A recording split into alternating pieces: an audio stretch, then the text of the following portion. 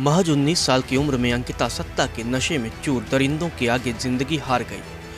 पढ़ाई में होशियार अंकिता ने 2020 में 88% अंकों के साथ 12वीं में टॉप किया। इसके बाद होटल मैनेजमेंट कोर्स पूरा किया। बीते 28 अगस्त को उसने ऋषिकेश के वंतारा रिजॉर्ट में नौकरी करना शुरू किया, लेकिन उसे क्या पता था कि जहां काम कर वह परिवार के सपनों को पूरा करना चाह रही है, उसी रिजॉर्ट का मालिक उसकी जिंदगी छीन लेगा। अब अंकिता हमेशा हमेशा के लिए चली गई, लेकिन उसकी मौत ने सिस्टम पर गहरा दाग लगा दिया। मौत से ठीक एक दिन पहले अंकिता ने अपने दोस्त से बात कर पुलकितार के करतूतों का खुलासा किया था। शायद उसे पता नहीं था कि यह दिन उसकी जिंदगी का आखिरी दिन होने वाला है।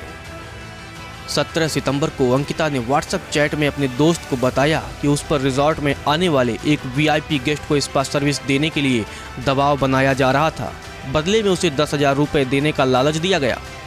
रिजॉर्ट मैनेजर ने अंकिता पर दबाव बनाया कि अगर उसने बात नहीं मानी तो उसे नौकरी से निकाल दिया जाएगा। अंकिता के इनकार करने के बाद 18 सितंबर को करीब 6 बजे पुलकितार सौरभ और अंकित के साथ अंकिता के कमरे में पहुंचा। तब अंकिता जोर जोर से रो रही थी और मदद के लिए चिल्ला रही थी। इसके बाद तीनों आरोपी बाइक से अंकिता को कहीं ले गए। जब वे वापस आए तो अंकिता उनके साथ नहीं थी। पुलिस ने सीसीटीवी खंगाला तो सच सामने आ गया, क्योंकि उस शाम रिजॉर्ट से 4 लोग बाहर गए थे, जबकि वापस 3 ही लोग लौटे। अंकिता से रोज बात करने वाले दोस्त की 18 सितंबर को जब बात नहीं हो पाई तो वह घबरा गया। उसने पुलकितार को फोन किया। पुलकित ने बताया कि अंकिता अपने कमरे में सो रही है। दूसरे दिन उसने पुलकित को फोन लगाया तो नंबर स्विच ऑफ आया। इसके बाद वह जम्मू से ऋषिकेश पहुंचा तो अंकिता से मुलाकात नहीं हो पाई। लापता होने से ठीक पहले 17 सितंबर की रात करीब 9:30 बजे अंकिता और उसके दोस्त के बीच व्हाट्सएप पर जो बातें हुई उसने कई राज खोल दिए हैं। इस रिजॉर्ट में बहुत इनसिक्योर फील होता है, मैं क्या बोलूं। अंकित मेरे पास आया और बोला कुछ बात करनी है, फिर मैं उसके साथ चली गई। कॉल करके बताओ क्या हुआ। नहीं, आवाज आएगी। चलो ऐसे ही मैसेज करके बताओ। उसने बोला कि सोमवार को वीआईपी गेस्ट आ रहे हैं तो उन्हें एक्स्ट्रा सर्विस चाहिए। मैंने कहा कि मैं क्या करूं, तो बोला कि तुम कह रही थी कि स्पा वगैरह करोगी। मैंने बोला कि एक्स्ट्रा सर्विस की बात हुई थी, स्पा की बात कहाँ से आ गई। फिर वह बोला कि गवारों वाली हरकतें मत करो, गेस्ट देख रहे हैं। आपने स्पा के बारे में क्या बोला? अंकिता ने कहा कि मैंने ये नहीं कहा कि आप करो इसे। मैं बोल रहा हूँ कि अगर आपकी पहचान में कोई लड़की होगी तो बताना, क्योंकि गेस्ट 10,000 रुपये दे रहा है। उनको बोलो कि मैं शरीफ घर से हूँ, ऐसी सर्विस मैं नहीं दे सकती।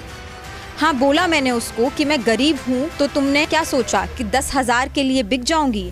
तुम्हारे इस रिजॉर्ट के लिए मैं समझ रही हूँ कि दूसरी लड़की वाला उन्होंने इसलिए बोला कि मैं 10,000 के लालच में आकर मान जाऊँ। एक्स्ट्रा सर्विस मतलब सेक्सुअल रिलेशनशिप। हाँ पता है।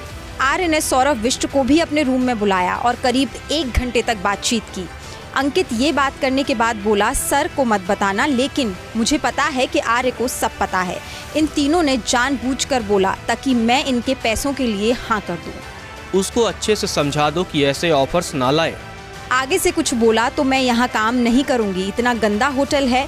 रिजॉर्ट में एक आदमी था, उसने मुझे गले लगा लिया, उसने शराब पी रखी थी। मैंने उसे कुछ नहीं बोला। अंकित ने भी बोला कि कुछ मत बोलना वरना लड़ाई हो जाएगी। कौन है वो? इसका नंबर निकालो, मैं इससे पर्सनली मिलूंगा आकर। नमस्कार, मैं हूं मानक गुप्ता।